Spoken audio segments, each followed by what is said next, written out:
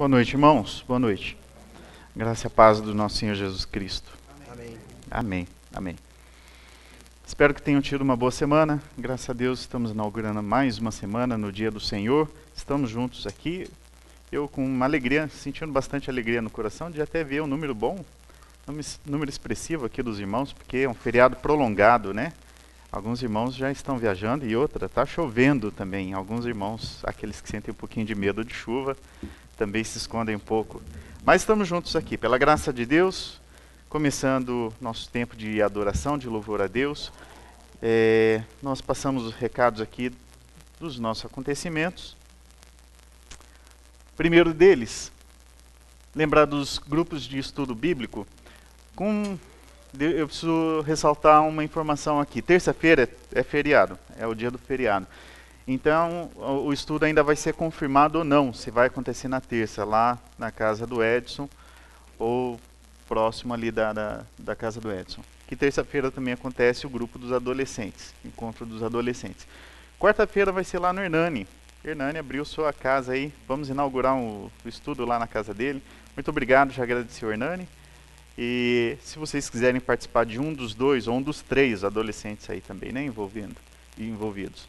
Falem com o Helder, falem com o Edson, para também pegar o endereço depois às 20 horas. Terça e quarta-feira, nossos grupos de estudo. Aniversariantes da semana.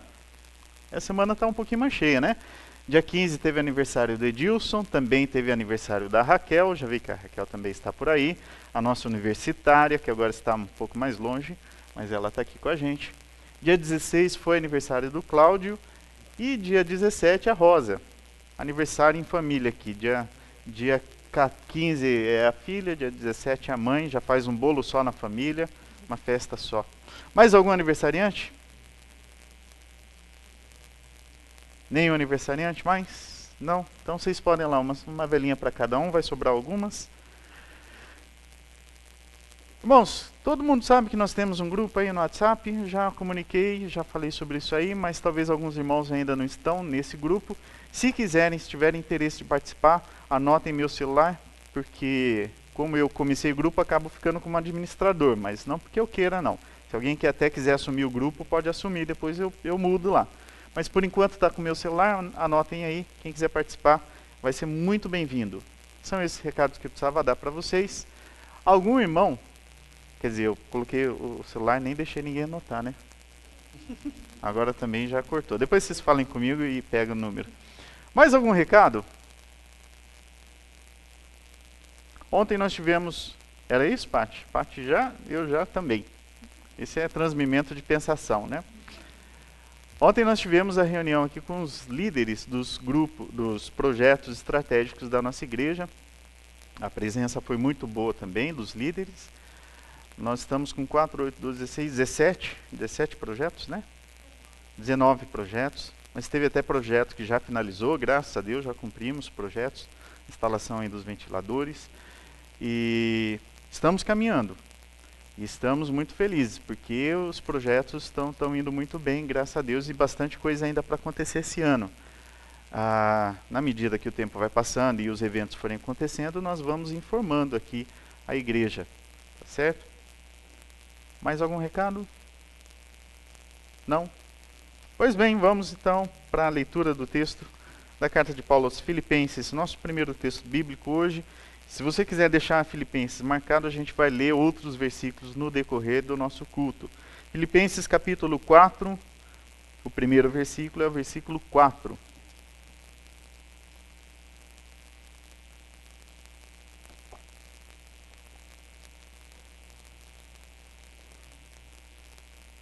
Você pode acompanhar aqui também na projeção.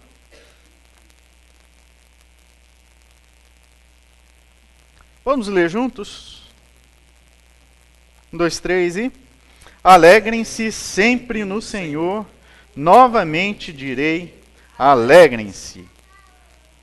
Na versão que eu tenho da minha infância, eu me lembrava do versículo. O versículo escrito assim, alegrai-vos sempre no Senhor. Ou mais uma vez eu vos digo, alegrai-vos, alegrem-se no Senhor, alegrem-se sempre no Senhor.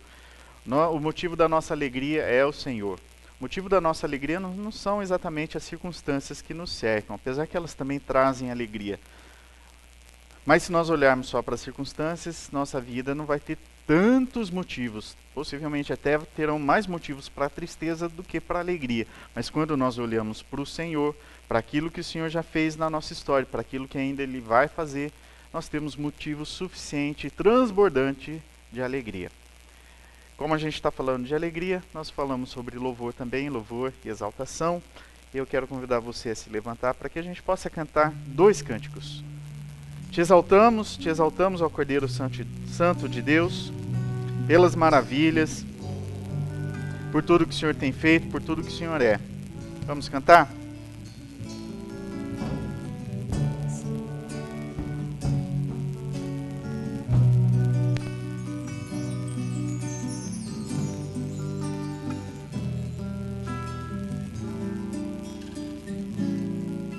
Te exaltamos, ó Cordeiro Santo de Deus, e declaramos as suas maravilhas. Teu Espírito se manifestará nesses dias, trazendo vitória às nossas vidas.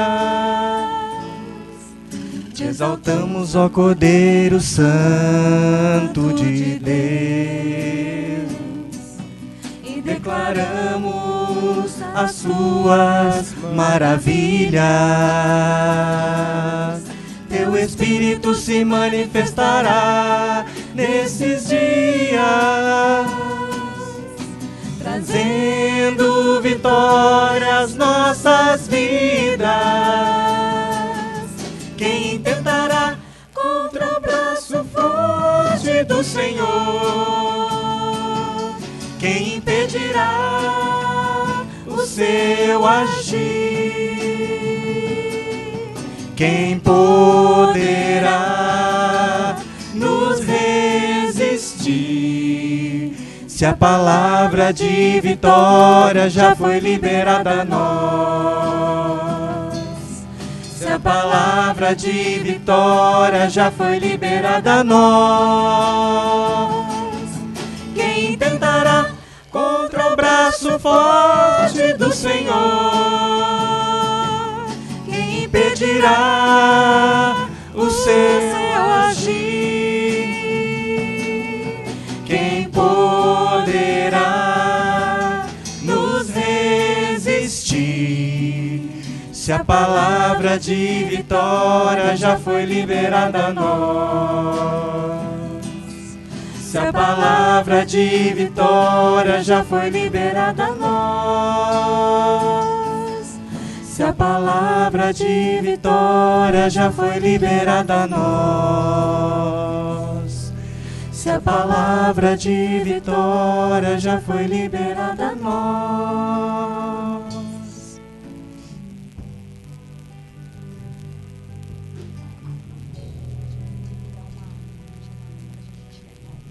Próximo cântico que vamos cantar diz que em todo tempo louvarei ao Senhor. Todo tempo significa em todo tempo. Se você quiser cantar isso expressando verdade no seu coração, o que a gente está propondo cantar aqui é no momento de alegria, no momento de tristeza, no momento de tranquilidade, no momento de aflição. Em todo tempo nós cantamos porque reconhecemos Deus cuidando das nossas vidas. Inclusive no momento de muita fartura e no momento de necessidade. Se você sabe que Deus tem cuidado da sua vida, inclusive a parte financeira, nós temos essa convicção aqui. Por isso, nós participamos do culto, participamos como louvor a Deus também, entregando nossos dízimos e ofertas. Queria convidar você a fazer isso, aproveitar esse tempo aqui que vamos cantar essa música. Mas nós fazemos isso com esse pensamento. Lembrando que Deus cuida das nossas vidas, em todos os detalhes. Da financeira também. É só mais um detalhe. E é um pequeno detalhe, mais um detalhe. E Ele cuida. Vamos cantar.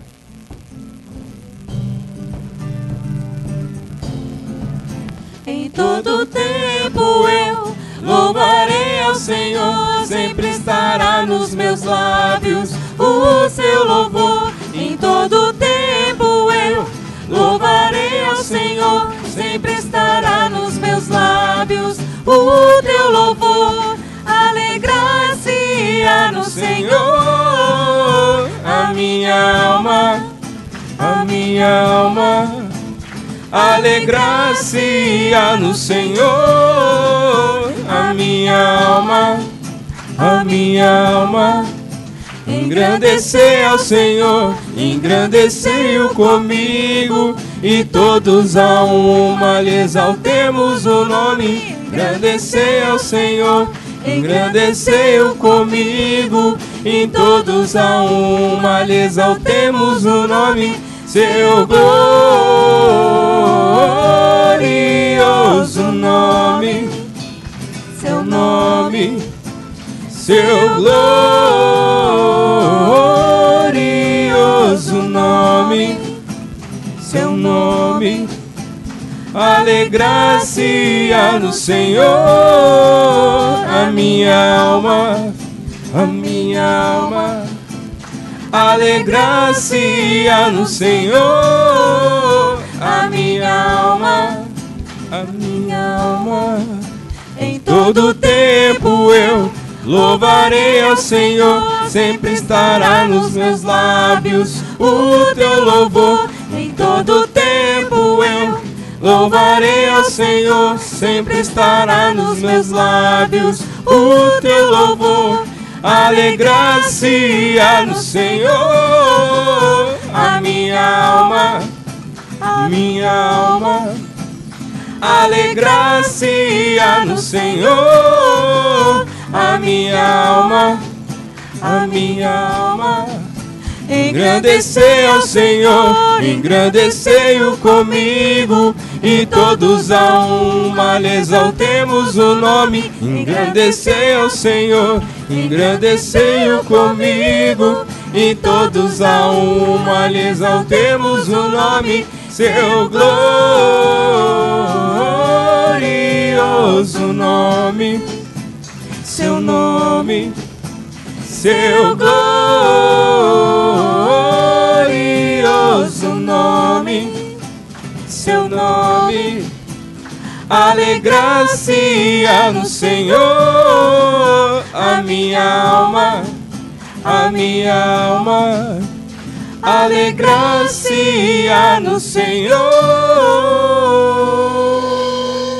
a minha alma.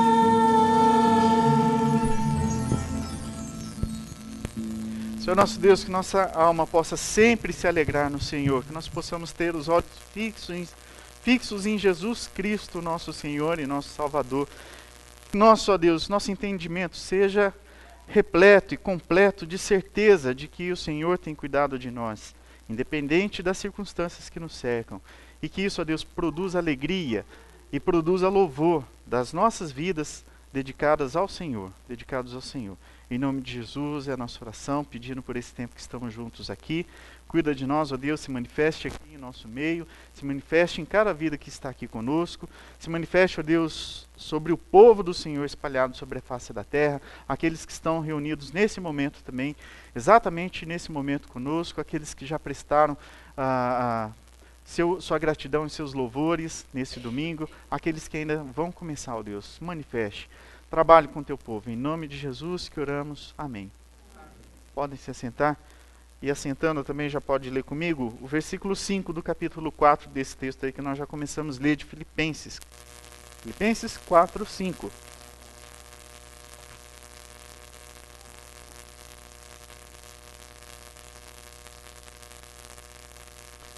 O que diz esse texto? Alguém pode ler para a gente aí? Uma voz audível a todos?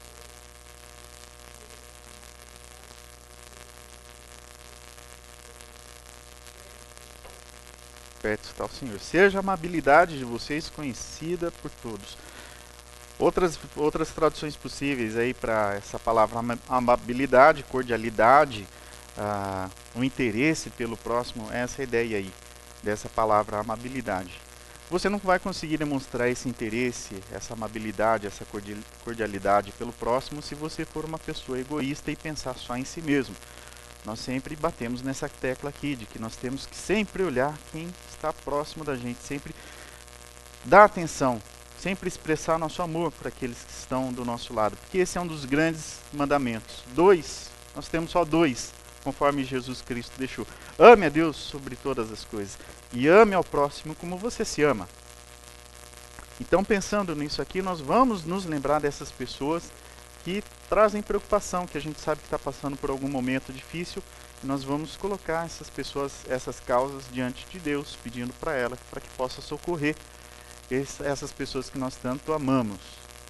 Será que alguém gostaria de se lembrar de alguém? Eu já vou abrir a fila aqui, tá bom? Estou perguntando, já estou respondendo. Eu quero me lembrar tanto do pai do Caio. O Caio foi nosso amigo aí, que está chegando à igreja também. Ele se expressou aí no grupo do WhatsApp, por isso eu acho importante, se você quiser participar também. Nós temos trocado muitas informações no grupo. Ele disse que foi visitar os parentes e encontrou o pai lá numa situação um pouco difícil, pediu oração para a igreja. Nós estamos retransmitindo aqui. E também a Jucinei, né, Ju? Pediu oração pelo tio, descoberta de leucemia. É João?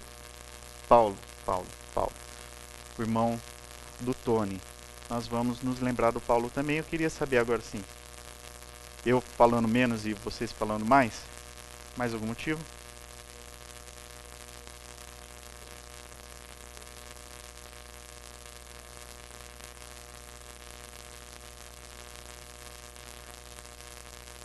Uhum.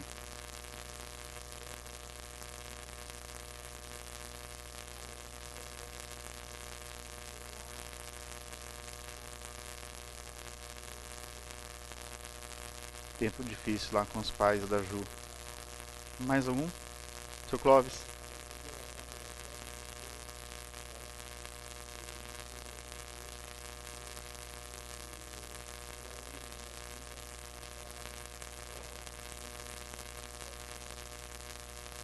Dona Sônia e a filha do seu Clóvis, a Lídia. Nós podemos orar aqui com o seu Clóvis antes do início do culto. Os irmãos sabem que nós temos o tempo de oração antes do culto, começa às 6h15, vai até 15 para 7. Aproveitem, irmãos, aproveita esse tempo também, chega um pouquinho mais cedo, deixa lá um pouquinho algumas tarefas para depois, chega aí um pouquinho mais cedo, vamos orar junto, tempo muito precioso. Mais algum pedido? A Jô? Hernani? Tá.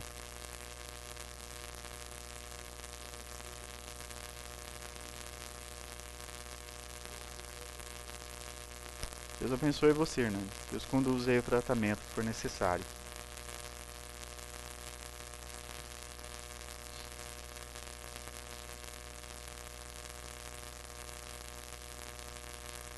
Ângela que está com dengue também. Tem mais uma? Israel? Pois não.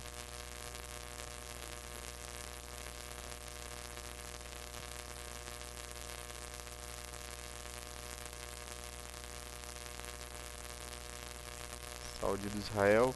E como ele chama? Você lembra? O avô do Leandro.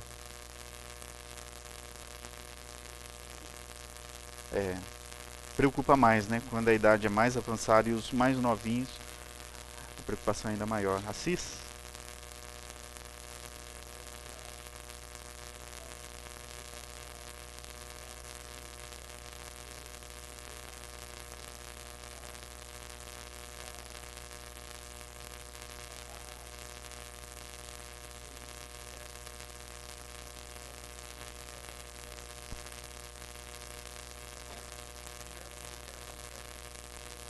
A esposa do Severino.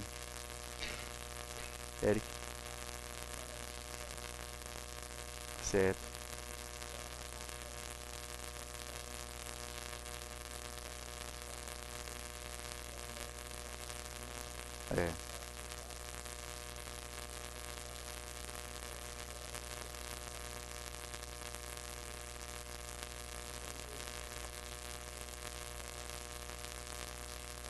Certo. Silvana, tratamento de câncer de mama, mastectomia, algo muito pesado aí para uma mulher lidar, né? Mais algum aqui, Vitor?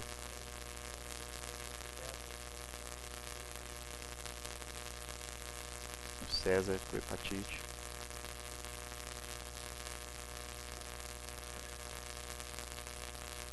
Vamos ver se... Adain.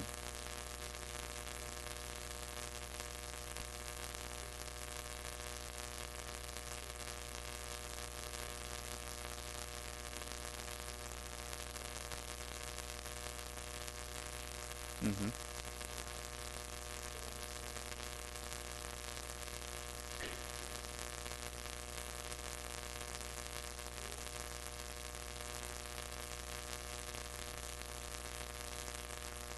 Vamos, mais um caso aí, José Roberto, para a gente orar também.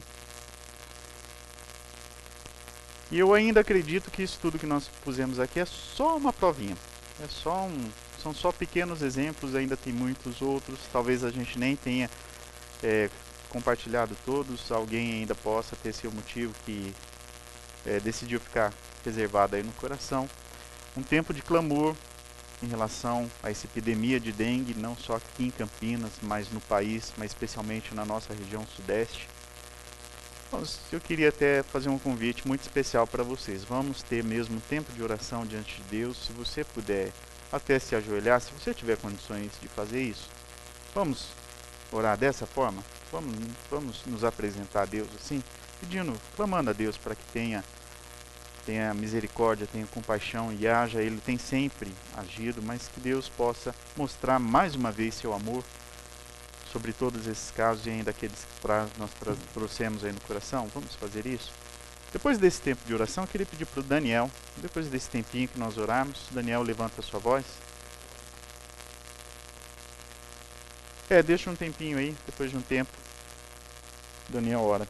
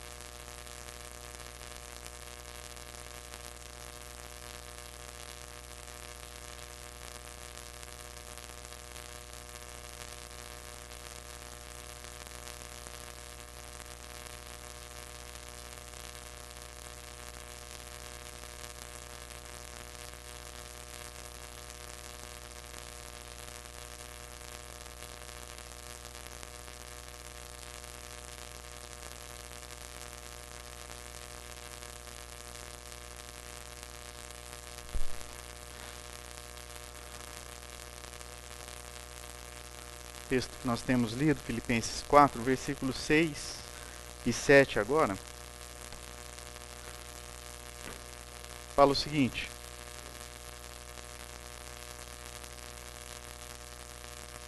não andem ansiosos por coisa alguma, mas em tudo, pela oração e súplicas, e com ação de graças, apresentem seus pedidos a Deus.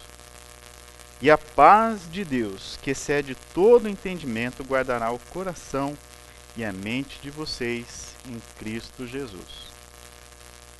Quem tem esse versículo grifado assim na Bíblia? É um daqueles preferidos. Não andem ansiosos. É o tema que é, inclusive, tema recorrente na Bíblia. Não andem ansiosos. Não andem ansiosos. Jesus também tratou sobre isso aí. Quem somos nós? Olhem para os lírios do campo, olhem para as aves dos céus. Se Deus cuida de todo o restante da criação, até esses seres menores, quanto mais de nós. Somos a parte principal da criação que Ele trata com mais amor. Não andem. Mas sejam conhecidas diante de Deus as nossas petições, os nossos pedidos. Eu queria provocar vocês para termos mais um tempo de oração. O texto bíblico nos orienta a fazer isso. Colocar diante de Deus os nossos pedidos, as nossas ansiedades. Então também, mais uma vez, nós vamos ficar um tempo em oração. E daqui a pouco, depois de um tempinho, peço para o Leandro, posso seguir a sua voz e interceder por todos nós aqui. Mais um tempinho de oração.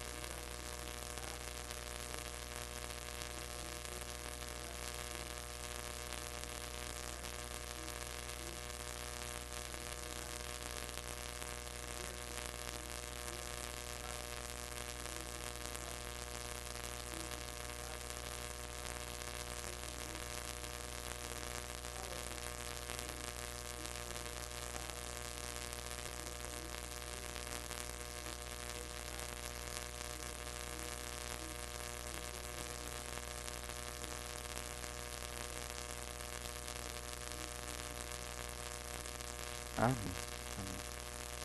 Versículo 8 agora. Finalmente, irmãos, tudo que for verdadeiro, tudo que for nobre, tudo que for correto, tudo que for puro, tudo que for amável, o que for de boa fama, se houver algo de excelente ou digno de louvor, pensem nessas coisas. Que nossas cabeças possam estar cheias dessas coisas diretas de Deus para nós. Coisas corretas, de boa fama. Porque senão, como diz o ditado popular, o conhecimento popular, a cabeça vazia, ela se torna oficina do diabo e do alemão. Do alemão vocês não conheciam, né? Do Alzheimer. Cabeça vazia, oficina do diabo, e é mesmo. Quando nós não estamos com o nosso pensamento conectado com Deus, com as coisas de Deus, tentando observar as coisas que estão acontecendo na nossa vida, ao nosso redor, percebendo a ação de Deus, o diabo aproveita para colocar diante da nossa frente as suas ofertas. E vamos ser sinceros aqui, sem hipocrisia nenhuma, as ofertas do diabo sempre são tentadoras, sempre são apresentadas como um bolo muito bem decorado assim, saboroso, que a boca saliva, um alimento assim, apetitoso, algo muito bonito, mas que a cada garfada você está se entupindo de veneno. Depois a gente sente as consequências das ofertas do diabo do mundo para as nossas vidas. Ele é astuto, o inimigo de Deus é astuto. Ele vai trabalhando assim com coisas que chamam muito a nossa atenção, que pode ser diferente para a minha vida e é diferente para a sua vida. Mas pensem nessas coisas, as coisas que vêm do alto. Para que a gente tenha facilidade em se conectar com Deus, só mesmo a ação de Deus, dele sobre nossas vidas. Por isso a gente vai cantar esse cântico aqui. Você pode cantar assentado como está, um cântico antigo. Aqueles que são mais antigos, que já tem uma caminhada aí na igreja, acredito que vai se lembrar. Mas muito bonito, muito bom, muito apropriado para esse tempo aqui. Você pode acompanhar a letra, mesmo não conhecendo, acompanhando aí na sua cabeça, faça desse cântico aí sua oração. Um cântico que pede para o Espírito Santo de Deus controlar toda a nossa vida, todo o nosso ser. O pensar, o falar, o agir, o sentir. Vamos cantar então.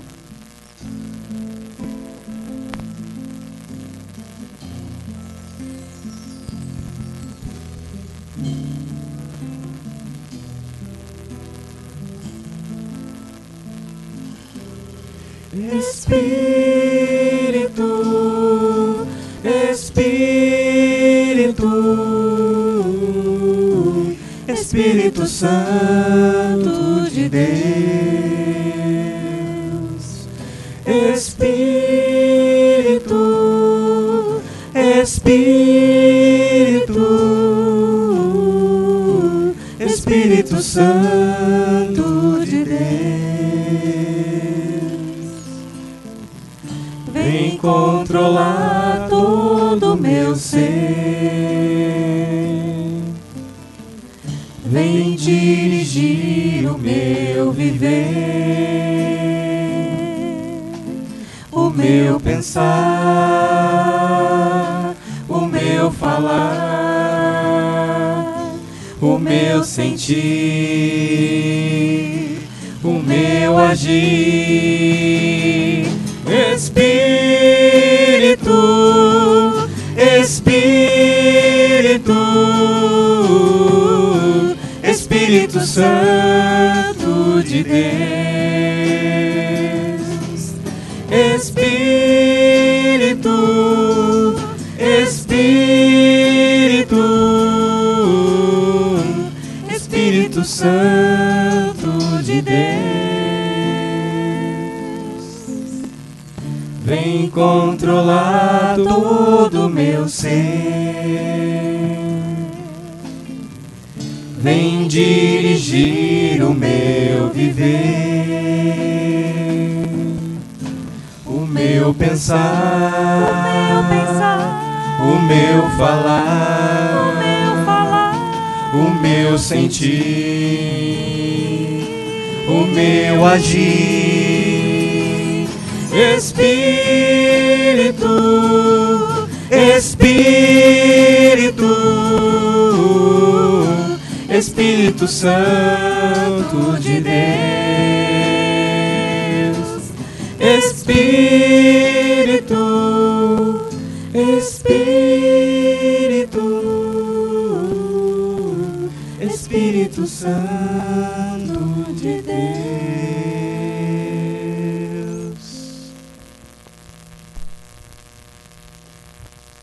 Mulher que tem aquela caixinha assim de joias que fica lá no guarda-roupa, que de repente começa a dar uma mexida nela, fala, nossa, olha isso aqui, que lindo que eu tenho, nem me lembrava. Aí tira o pó assim, dá um brilho nela, bota de novo no dedo, no pescoço e se alegra de novo com uma joia, né? Tem músicas, tem hinos, tem cânticos que nós temos que eu considero assim, são muito bonitos. Tem uma letra muito forte e às vezes a gente com o passar do tempo vai deixando ele um pouquinho encostado, mas é bom. Vamos tirar o pó dele, fazer ele brilhar de novo, né? Chamar nossas crianças aqui.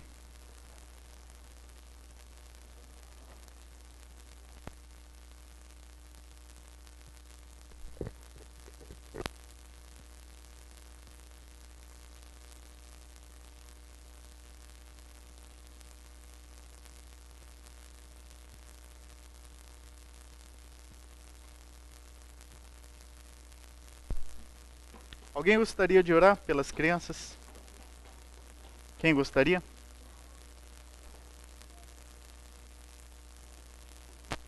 A Jô está se segurando ali. Pode, Jô? Vamos lá.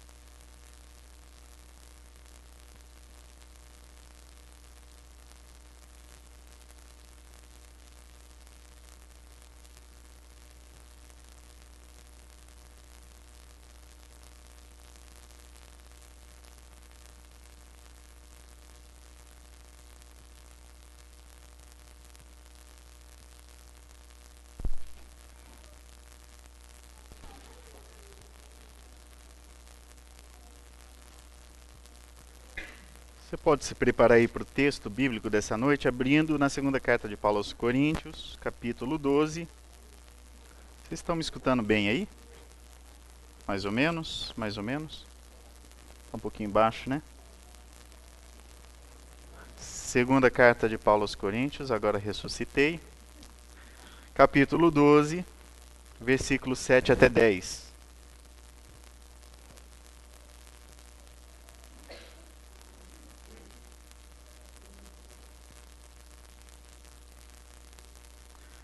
Segundo aos Coríntios 12, 7 até 10. A gente vai ler daqui a pouquinho, só deixa preparado aí. Bota o marcador, bota o dedo. Daqui a pouquinho a gente lê o texto.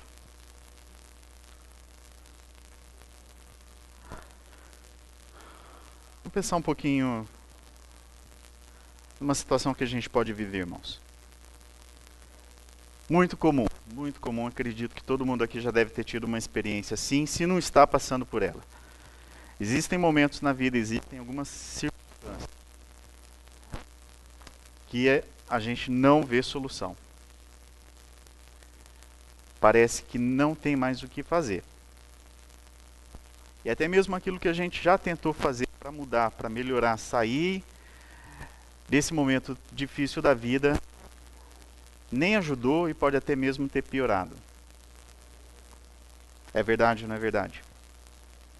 Todo mundo já teve uma experiência assim? Pessoas passando um momento exatamente como esse, agora, nesses dias, ultimamente. O que será que a gente pode fazer quando não tem mais o que fazer?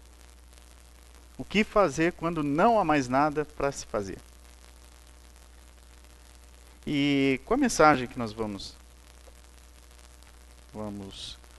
ter hoje, essa noite, já vou até simplificar aqui, tentando resumir a mensagem.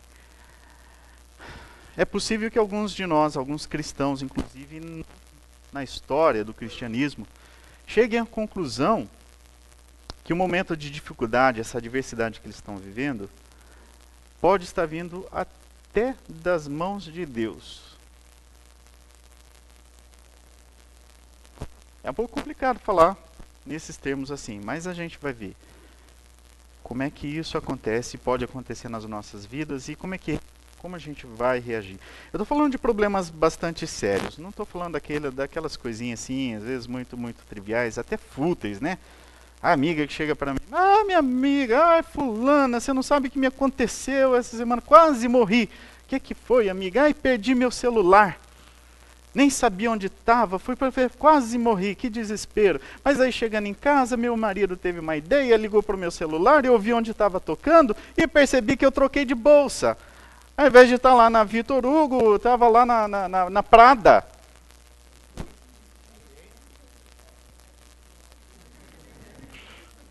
É esse caso aí que eu nem conheço, as mulheres, né?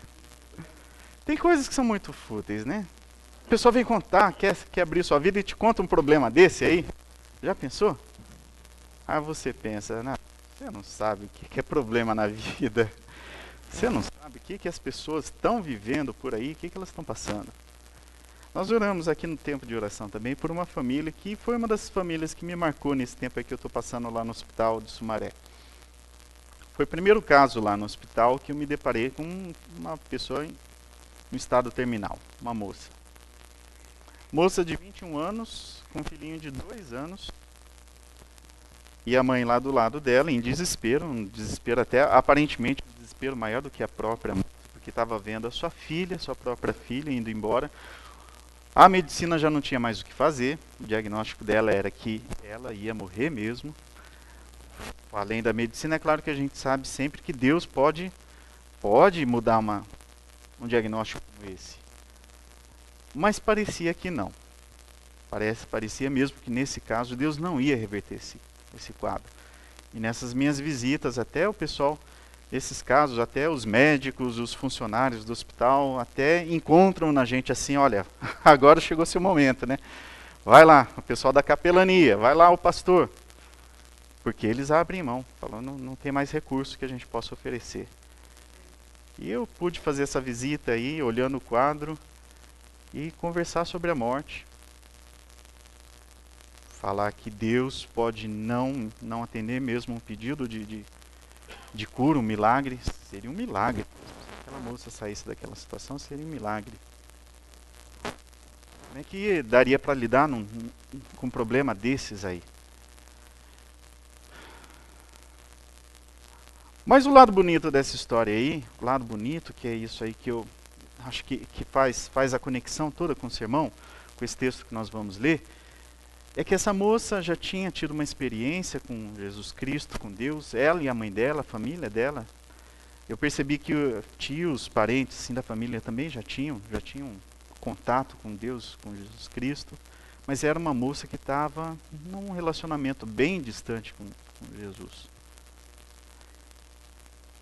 E deu para perceber que Deus usou esse tempo aí, esses últimos instantes de vida dela, para trabalhar com uma reconciliação. Até um médico, acredito que o irmão em Cristo nosso, além do atendimento dele, médico dele, né, proporcionou lá de ir buscar um pastor, que era o pastor dele. A moça queria ser batizada e foi batizada ali nos últimos momentos. Então acredito, não posso falar por ninguém, mas vendo toda a história como aconteceu, que ali houve uma reconciliação com Deus. E a moça partiu. Partiu justamente naquele dia lá, que eu fui visitar. Não soube depois como a mãe ficou, qual estado que a mãe ficou. Mas eu percebi esse detalhe muito bonito na história dessa vida aí. Pessoas morrem, pessoas novas morrem, mães novas deixam filhos pequenos. Os cristãos também passam por isso. Os cristãos não têm dificuldade. Vou trocar aqui, irmãos, que está dando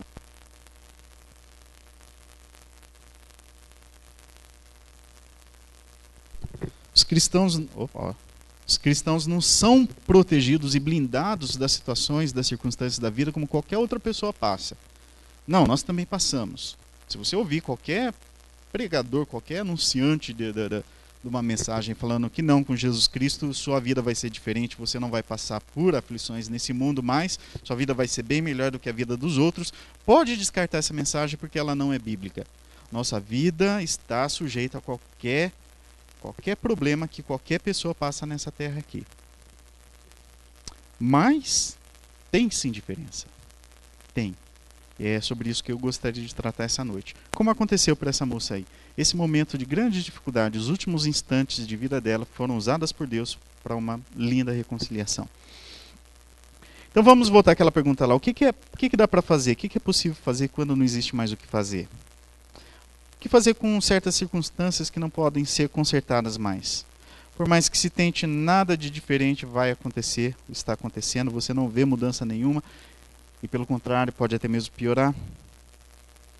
Essas circunstâncias podem acontecer nos nossos relacionamentos. Relacionamento pais e filhos. Alguns pais aqui estão lidando com filhos que estão se mostrando muito rebeldes, por exemplo. O pai instrui, o pai dá seus conselhos e o filho cada vez mais rebelde, não escuta, toma suas próprias decisões e a gente sabe que são cabeçadas na vida. Você tem controle? Tem controle sobre isso aí? Não estou falando de uma criança pequenininha que você pode até botar de castigo. Mas tem pais aí lidando com adolescentes, com jovens que ainda estão sob seus cuidados, moram na mesma casa e não conseguem mais administrar o seu relacionamento com seus filhos. Problema de saúde, como aconteceu. Acabei de relatar aqui o caso dessa moça. Diagnóstico que, segundo a medicina, já não tem mais o que fazer. Os recursos humanos já se esgotaram todos. Saúde, trabalho, até mesmo assim, um sonho que você gostaria de realizar, alguma coisa que você gostaria de realizar na sua vida e você está tentando, pode ser um emprego, pode ser a sua formação acadêmica, pode ser o próprio casamento que você pensa um dia se casar e não está acontecendo, e por mais que você faça, até parece que piora tudo, atrapalha a situação. E pior, aí a gente olha para a vida das outras pessoas, para os seus amigos, e a vida deles vai muito bem, obrigado, nessas áreas. E a gente abre o Facebook, parece que está todo mundo sorrindo e só eu que estou na desgraça. E você vê a notícia do seu amigo que conseguiu aquela vaga, naquele emprego que você tanto sonhava. Você vê uma pessoa se recuperando, dando graças a Deus. Passou o tempo de tormenta. Casais se reconciliando, a foto dos pombinhos. E você continua naquela fossa. Parece que quando a gente mede a vida assim, né, olhando para a vida dos outros, a nossa ainda não é possível. Não é possível. Eu fui escolhido por Deus para sofrer nessa terra aqui. Só acontece comigo e comigo acontece pior. Pior do que todo mundo. A gente sabe que infelizmente nós não vamos conquistar tudo nessa vida. Tudo que nós gostaríamos de conquistar. Não vamos. Não vamos. Mesmo que sejam motivos muito nobres. Já parou para pensar nessa realidade? Que não vai dar? E eu não sei o que é. Mas em algumas áreas a gente pode até morrer tentando. Não vamos conseguir. Desculpa se eu estiver sendo pessimista, mas a gente tem que lidar com essa realidade da nossa vida. E isso vai um pouco contrário, né, das mensagens de vitória, tudo vai dar certo. Se você ler um livro de autoajuda, vai estar escrito completamente diferente de tudo isso aqui que eu estou falando para você. Você vai conseguir. Pense positivamente que vai dar certo. Você chega lá. Acredite nas forças que você tem. Você tem muita força. Esse é livro de autoajuda e eles estão cumprindo o papel deles, que tem que ser esse mesmo. Se um livro de autoajuda falar para você que vai ter o objetivo que você não vai atingir, ele não vai vender. Mas a gente tem que olhar para um texto bíblico como que a gente vai ler daqui a pouco e para a realidade da vida mesmo, a vida como ela é. E aí, o que a gente faz então? Tem algumas opções para a gente reagir a situações como essa aí? Espero que não sejam muitas, não, mas tem alguns assuntos nas nossas vidas que são esses aí que estão apertando o nosso calo. Que não sejam muitas. O que a gente faz? Fica irado? Fica irado com a vida? Fica irado com quem está se dando bem? A gente fica irado até mesmo com Deus? Oh Deus, qual é que é a perseguição? É perseguição do Senhor? Eu estou aqui me esforçando, estou servindo, estou me dedicando, estou dando dízimo. Achando até que isso é uma boa justificativa, né? Oh Deus, eu estou fazendo tudo certo, estou lendo a Bíblia, estou orando, estou participando do culto. Qual é que é? O Senhor está me perseguindo? Tenta fugir da situação. Tem como fugir de uma situação dessa? Você tenta... Aí vem aquelas tragédias da vida, né? Você vai encher a cara... Você parte para as drogas, você parte para a bebida, você parte para essas ofertas, aqueles bolos, né, do diabo assim, passando na tua cara.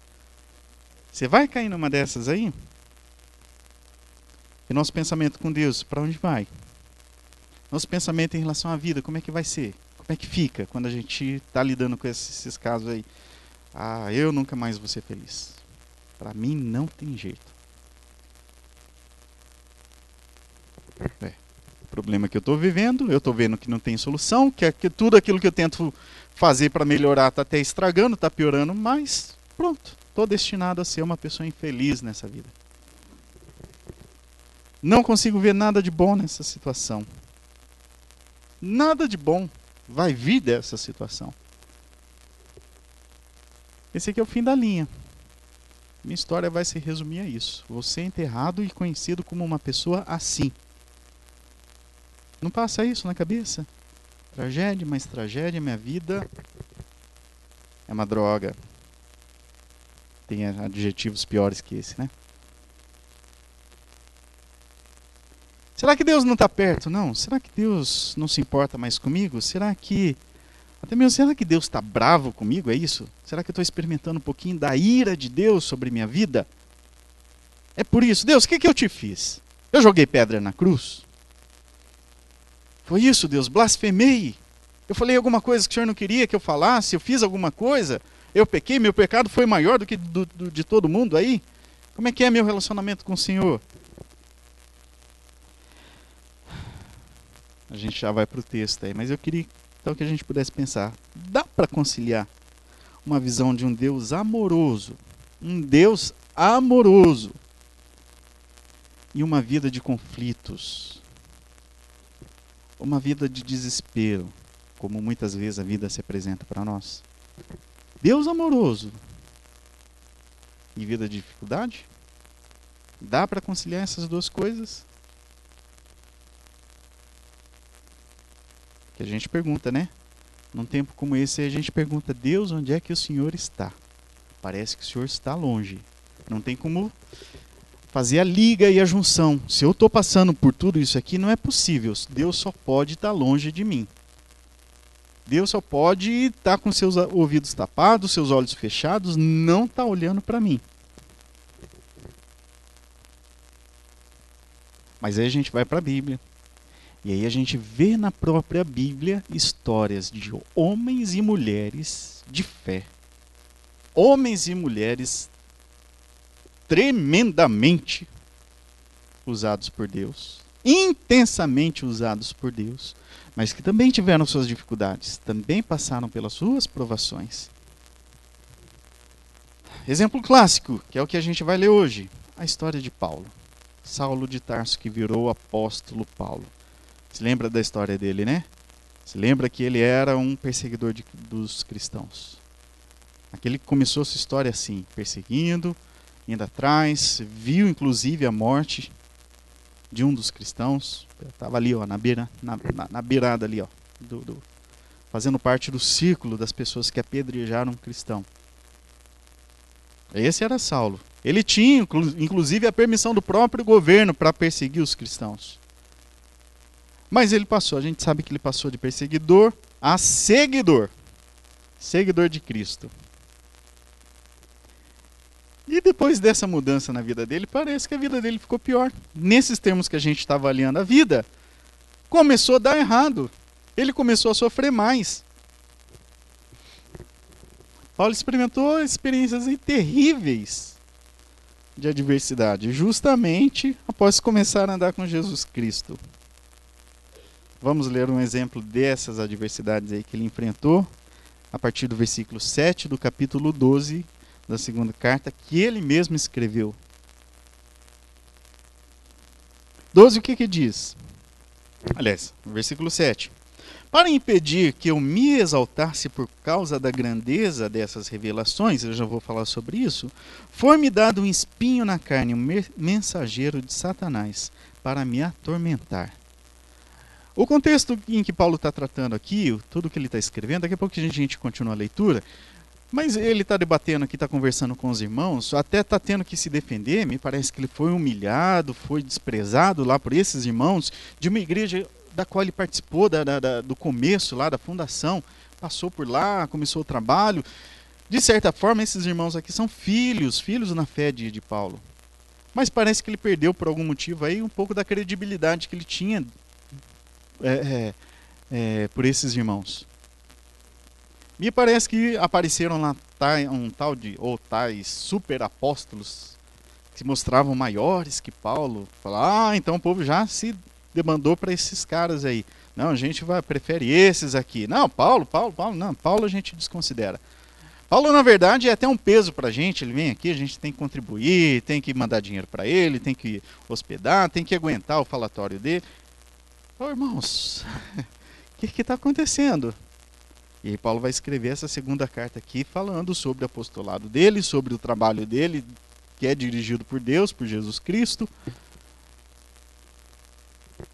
E ele tem que tomar cuidado com ele mesmo. Falou, olha, eu tenho até argumentos aqui para falar com vocês que, se for para comparar com esses tais super apóstolos, eu tenho muito mais a apresentar para vocês. Mas espera aí, também não quero que isso tome conta da minha vida, do meu coração, senão vou me tornar uma pessoa orgulhosa, arrogante, prepotente. Eu tenho experiências aqui que botaria esses caras no chinelo. Mas é Deus quem está tratando comigo para eu não chegar, ou para eu não me desviar disso que ele está fazendo na minha vida, eu não me tornar esse arrogante, esse tal super apóstolo também. Deus não quer isso para a minha vida. Inclusive, além da perseguição que os irmãos já ofereciam para Paulo, inclusive, tem esse tal espinho na carne. Quem já tinha ouvido falar sobre espinho na carne de Paulo? Muito conhecido, né? Muito conhecido para nós. Espinho na carne. Mas a gente tem que prestar atenção nas palavras que Paulo usou quando ele escreveu isso aí. Foi-me dado um espinho na carne. E a pergunta que vem é, então, foi te dado por quem, Paulo?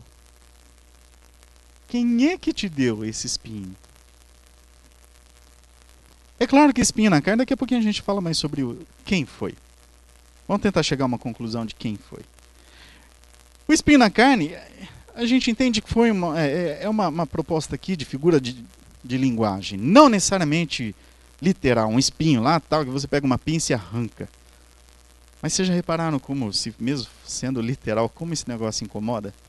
Já teve um espinho? Já cutucou uma farpa embaixo da unha, assim? Já pisou num prego? Já pisou num espinho assim, quebrou e ficou lá dentro? Pensa aí no ferrão de uma abelha aí na sua carne. A gente lá em casa tem experiência aí com as meninas.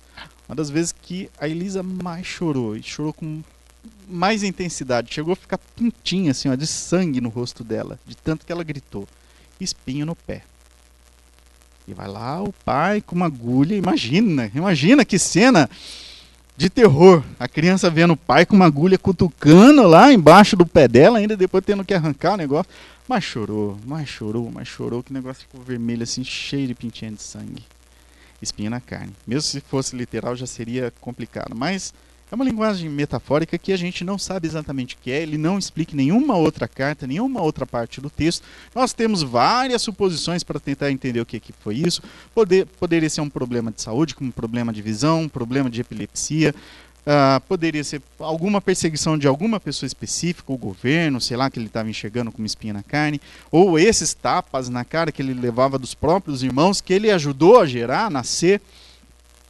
Poderia ser depressão, inclusive depressão. De vez em quando Paulo demonstra aí alguns traços de depressão. Não sabemos. E o mensageiro de Satanás? Bom, Satanás a gente sabe que é o adversário, que é o demônio, que é o anjo caído. É o príncipe das trevas. Pode ser que Paulo esteja usando aqui como também uma expressão teológica para os teólogos aí ficarem se debatendo, talvez uma figura de linguagem também, mas a palavra Satanás significa adversário, disso aí a gente não tem como fugir. Mensageiro do adversário. Alguma situação que deixava claro que era uma situação adversa, contrária. Não era para ter aquilo. Mesmo a gente não sabendo o que seria o tal do espinho na carne, uma coisa que a gente pode ler, olhar esse texto aqui e ter certeza que era alguma coisa dolorida, alguma coisa humilhante, e que debilitava Paulo. Roubava suas forças, roubava sua energia.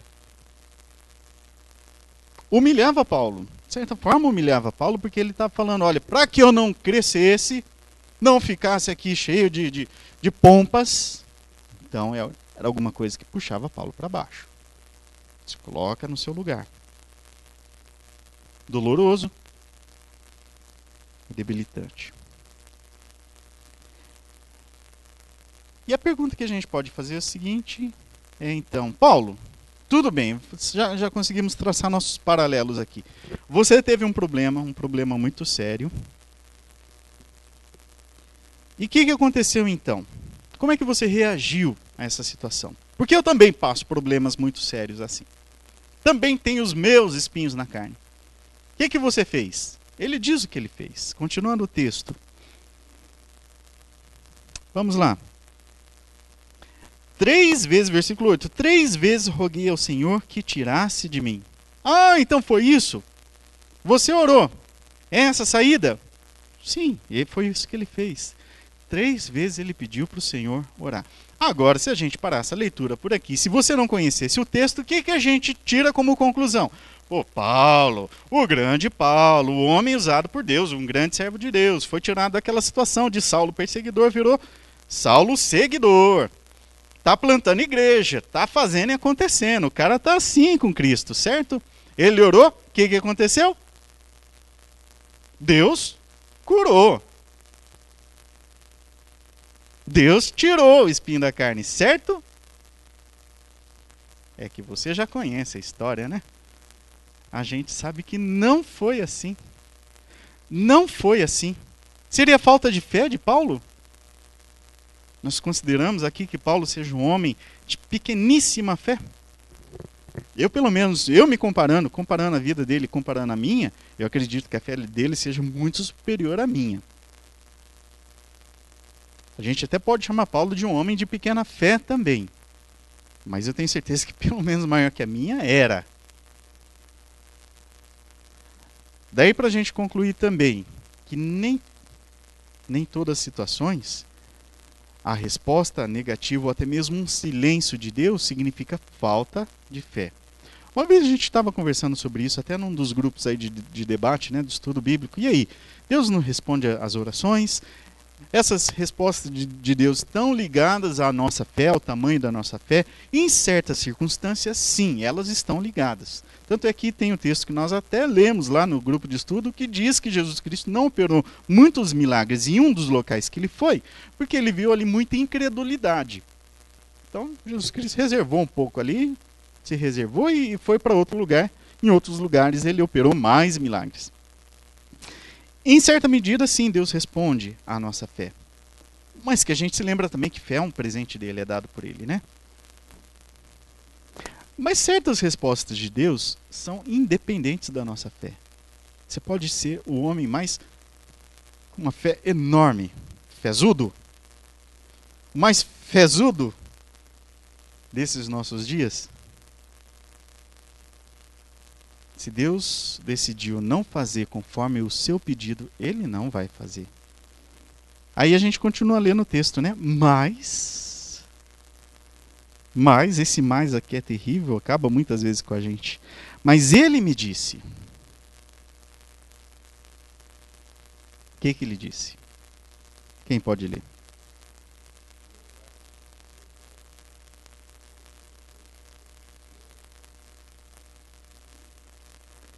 Paulo. Me parece que aqui as primeiras 2 vezes até foi um silêncio. Me parece aqui que lendo esse texto aqui, Paulo teve a noção do que era a vontade do Senhor na terceira oração sua. E é um silêncio assim que nos incomoda de maneira profunda. Já sentiu um silêncio assim de Deus? Já fez suas orações e nada? Mas nada? Deus, que pelo menos seja um sim, ou que seja até um não, mas me mostra. Deixa claro para mim. Paulo também teve experiência assim. Na terceira vez que ficou claro para ele as palavras de Deus, Paulo, não é esse o caminho. A minha graça te basta. E o que mais? A minha graça é suficiente para você, pois o meu poder se aperfeiçoa na fraqueza. Na fraqueza de quem? Na fraqueza do homem.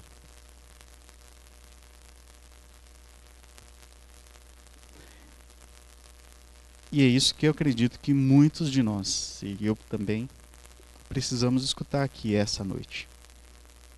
Para algumas orações que nós temos feito, alguns pedidos que nós estamos colocando diante de Deus. Por duro que seja escutar uma resposta como essa aqui, duro porque frustra a nossa expectativa. Porém, a gente analisando essa resposta de Deus, a gente vai ver que ela é muito profunda e a proposta de Deus é muito boa. Frustra, não frustra? Você viveu um momento de dor assim, pedir para Deus te livrar, te fazer superar essa adversidade. Primeiro ter que lidar com o silêncio de Deus e depois escutar um não. E chegar à conclusão de que você vai ter que lidar por um tempo maior da sua vida. Paulo, então, além de saber que era uma experiência dolorosa, humilhante, debilitante, ele concluiu que ia ser permanente.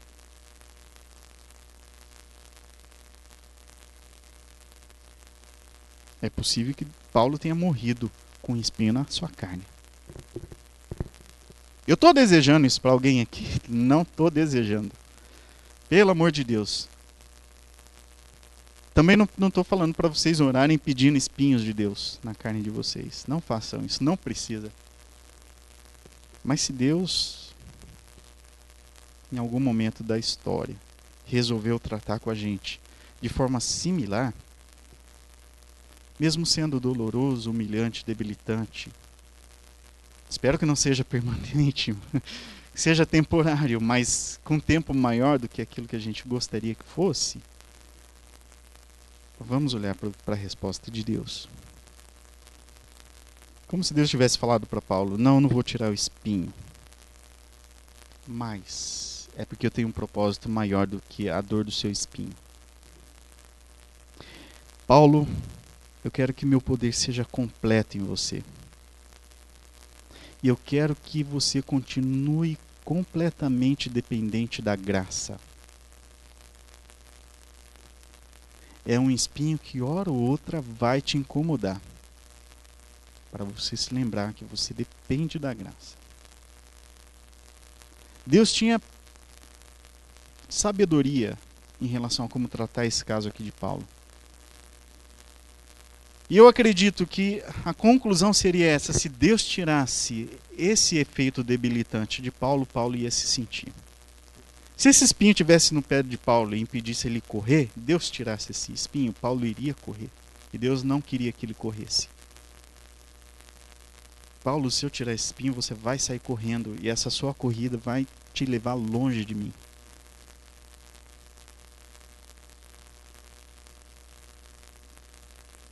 Eu vou preservar esse espinho para o seu bem, Paulo.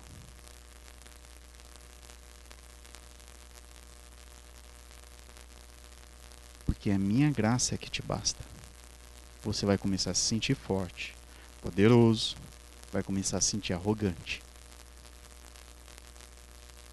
Você vai começar a se sentir autossuficiente e não mais dependente de mim. Essa é só uma ferramenta para cuidar da sua vida, Paulo. Paulo, eu amo, quero usar você. Por isso minha promessa não é retirar o espinho da sua carne, mas oferecer graça suficiente para você e aperfeiçoar o meu poder sobre a sua vida.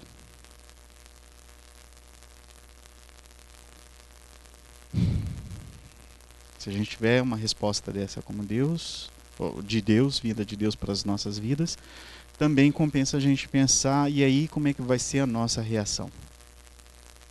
Mas Deus, não, pode tirar o espinho que eu vou continuar dependente. Não faz isso comigo, não.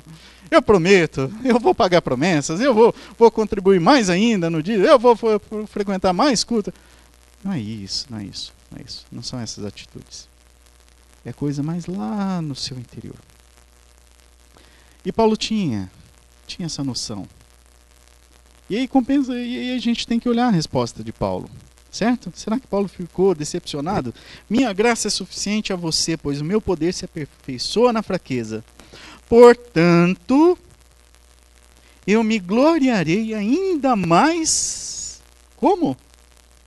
Alegremente em minhas fraquezas, para que o poder de Cristo repouse em mim.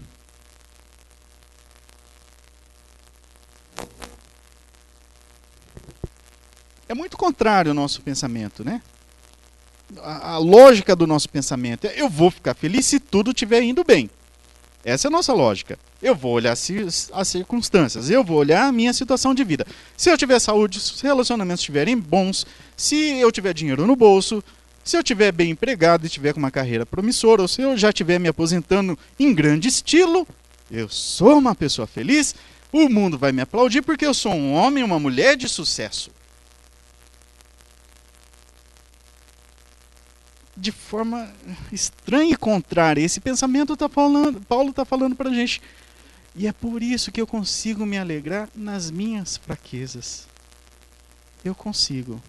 Eu consigo porque essas palavras de Deus ecoam na minha cabeça. A graça de Deus se manifesta sobre minha vida e o poder de Deus é aperfeiçoado em mim.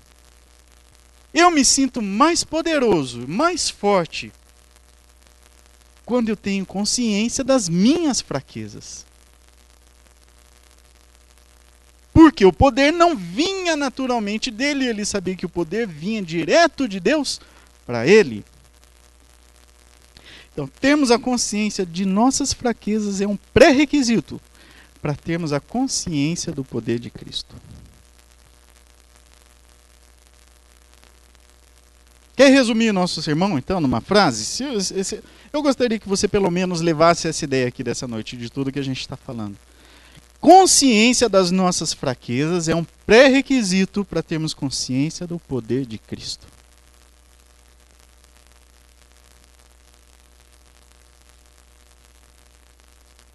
Em que área você se sente mais debilitado? Mais faltoso? Em que área você não consegue vencer?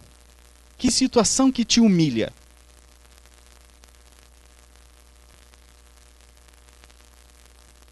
Tenha consciência disso.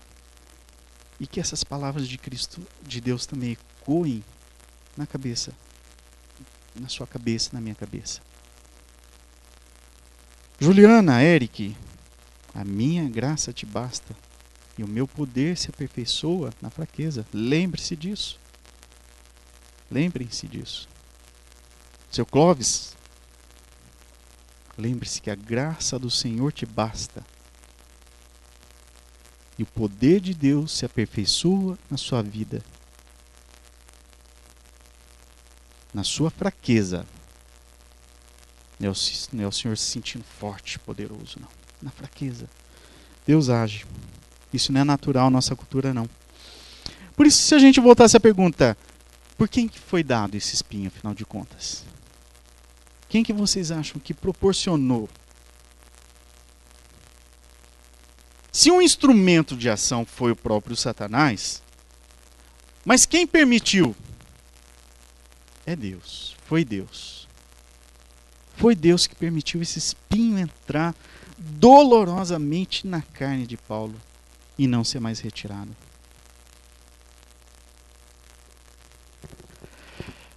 Como é que você reage então às adversidades da vida que Deus resolveu não mudar, pelo menos por enquanto?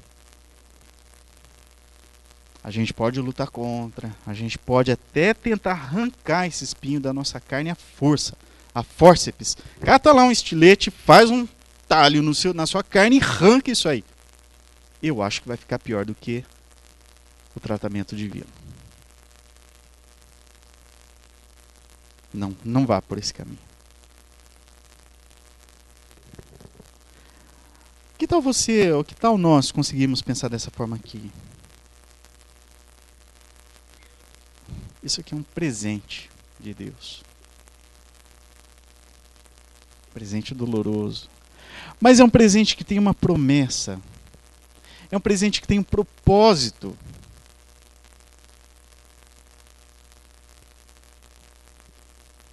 Eu sei que é difícil, irmãos. Eu sei que é difícil. Eu sei que é mais fácil a gente escutar mensagens que vão ficar bradando vitórias. Irmão, você vai vencer. Irmão, você vai sair dessa.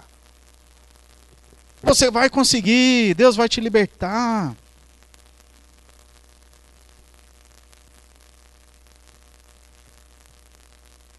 Mas eu queria, irmãos, então, se é para gritar, se é para deixar uma mensagem aqui na cabeça, nas nossas cabeças, a graça de Deus é suficiente. O poder de Deus se aperfeiçoa nas nossas fraquezas. A graça de Deus é suficiente para as nossas vidas. A graça de Deus. Nós não somos autossuficientes. A graça de Deus é que é suficiente para as nossas vidas. A graça, nós somos completamente dependentes da graça de Deus. Precisamos a todo instante clamar pela graça de Deus. E não olhar para as circunstâncias, mas confiar e descansar na graça de Deus.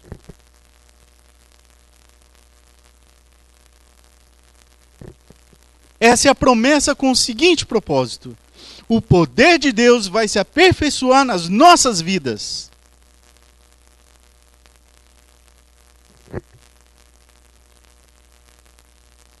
Se fosse diferente, você sairia daqui, nós sairíamos daqui, mais egoístas do que nunca. Mais egocentrados do que nunca. O poder está em mim. Eu posso, eu vou vencer. Leia autoajuda e você vai sair assim. Lendo a Bíblia, a gente sai assim. O poder está em Deus. E eu dependo completamente da graça de Deus. E Deus aperfeiçoa o seu poder na minha vida quando eu reconheço as minhas fraquezas. Glória a Deus por isso, irmãos. Glória a Deus por isso. Graças a Deus por isso. Isso não é diferente e talvez seja até menor do que a experiência do nosso próprio Cristo. Eu queria sugerir uma oração que nós encontramos na Bíblia quando nós passamos por momentos assim. Sabe que oração é essa? Uma oração que saiu da boca do nosso Senhor Jesus Cristo quando ele estava enfrentando um momento que não ia mudar. Receber Jesus Cristo, recebeu o seu cálice, recebeu o seu espinho na carne, que Deus também não tirou. E graças a Deus que ele não tirou, porque senão nós estaríamos mortos nos nossos delitos e pecados. E a oração que ele fez foi: Pai, Paizinho, Abba, Pai, tudo te é possível. Eu sei que o Senhor tem poder para mudar essa situação. Afasta de mim este cálice. Em sintonia com a oração de Paulo seria: tira de mim esse espinho. Contudo, não seja o que eu quero, mas sim o que tu queres. Contudo, não seja o que eu quero, mas seja como tu queres. E Deus não quis afastar do nosso Senhor Jesus Cristo esse cálice, e Jesus Cristo tomou esse cálice. E esse espinho na carne do nosso Senhor o acompanhou. Mas a graça de Deus foi suficiente também para o nosso Senhor Jesus Cristo. E o poder foi aperfeiçoado nesse evento. Quando Jesus Cristo tomou esse cálice, ele garantiu vida para si e garantiu vida para nós. Graças a Deus, nós podemos falar isso com alegria no coração hoje, apesar de olhar para essa cena triste e dolorida. Deus não afastou de Jesus Cristo esse cálice amargo que ele tomou. Por isso, irmãos, pode ser dolorido, pode estar doendo muito, e você pode comparar sua vida com outras vidas aí, com outras circunstâncias, e falar: minha vida, meu Deus do céu, eu estou quase não aguentando mais. Mas saia com essa mensagem que vai trazer paz no seu coração.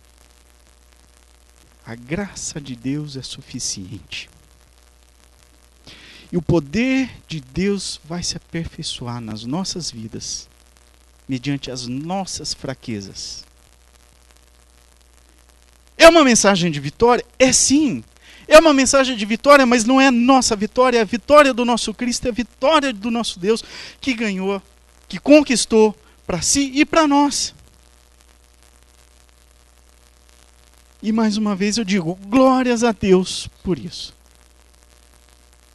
Glórias a Deus. Quero convidar o conjunto aqui à frente. a música que nós vamos cantar, eu gostaria que você continuasse em meditação em relação à vida e os problemas que você tem vivido. Porque a letra dessa música diz que Jesus tem um plano melhor.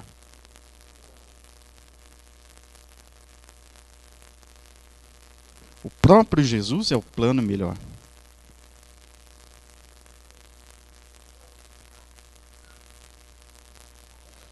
Será que conseguimos cantar isso, essa letra, com convicção?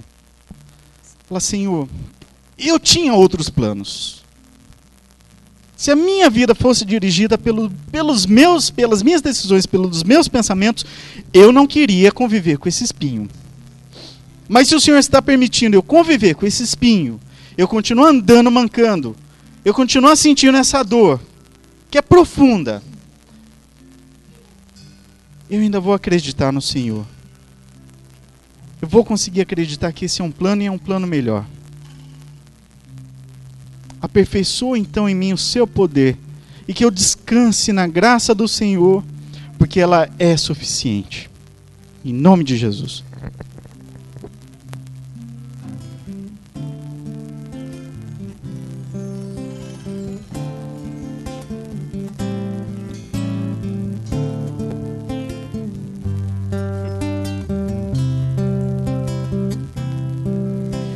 Só esperar acontecer, é só continuar e não deixar que as lágrimas embaçem o olhar, e não deixar que a tristeza tire a força do caminhar, continuar olhando nos teus olhos, enxergando a verdade, que nada e ninguém pode impedir. Jesus, plano melhor, nunca chega atrasado. Sua hora é perfeita, sua maneira a mais linda. Seja feita a tua vontade, eu só quero a tua vontade, assim na terra como no céu. É só esperar acontecer, é só continuar e não deixar que as lágrimas embaçem o olhar, e não deixar que a tristeza tire a força do caminhar, continuar olhando nos seus olhos, enxergando a verdade, que nada e ninguém pode impedir. Jesus, plano melhor, nunca chega atrasado. Sua hora é perfeita, sua maneira a mais linda. Seja feita a tua vontade, eu só quero a tua vontade, assim na terra como no céu. Jesus, plano melhor, nunca chega atrasado. Sua hora é perfeita, sua maneira a mais linda. Seja feita a tua vontade, eu só quero a tua vontade, assim na terra como no céu. assim na terra como no céu. Assim na terra como no céu.